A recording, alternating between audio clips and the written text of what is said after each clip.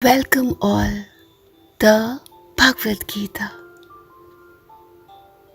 Now, this was getting too much. On the battlefield, the soldiers of both armies, they were getting very restless. The commanders on both sides grew anxious too. Come on, would this midfield conversation never end? The little tableau that had been playing out on the chariot in front of them hadn't changed much.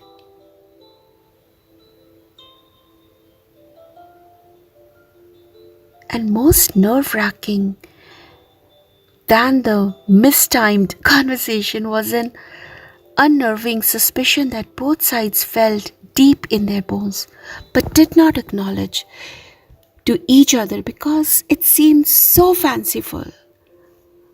Time seemed to have come to a complete standstill at Kurukshetra. If Surya, the sun god, had progressed but a few lengths across the sky, Grandsire Bhishma could have forced the start of war, insisted that the conversation be abandoned. But Surya seemed as paralyzed as the unexpected turn of events.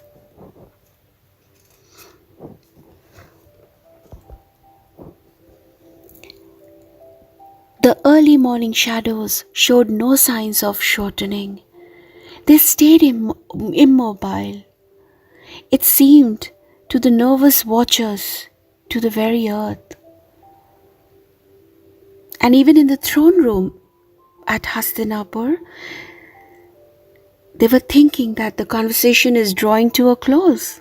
Sanjay's voice grew more animated, and the blind king shivered involuntarily, shaken by the deep dark certainty that the war that he could have prevented was almost upon them and that it would bring nothing but the worst kind of tragedy upon his sons, his clan and the land. He wished he could tune out Sanjay's voice, shut down his own mind and rush into oblivion, screaming, but he could not. The conversation was too riveting. Even though every word Krishna said, every truth he spoke, only further sealed his boys' fates.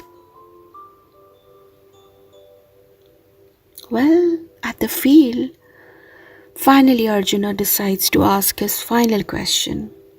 He says, I wish to know, O mighty Lord, the difference between renouncing and not being attached.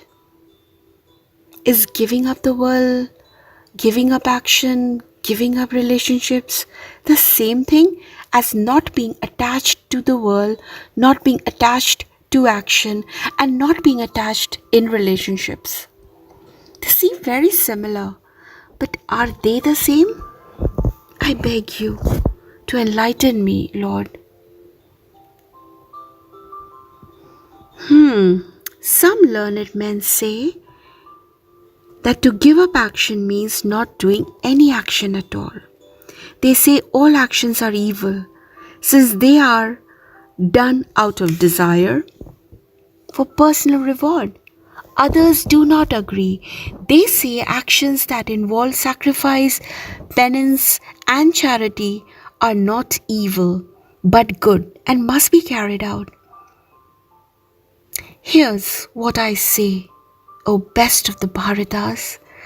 This, O foremost among men, is my final verdict. While acts of sacrifice, penance, and charity must be performed, they only become truly good when they are done without the doer wanting anything in return for them. Not even praise, not even if that praise comes from his own mind, for himself.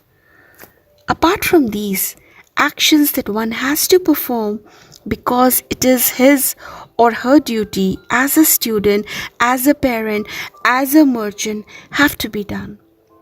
Abandoning your duties is unacceptable. Then there are men who give up any action that is distasteful to them, for which they fear will cause them physical pain. The kind of selfish giving up in Rajasic, it brings no rewards.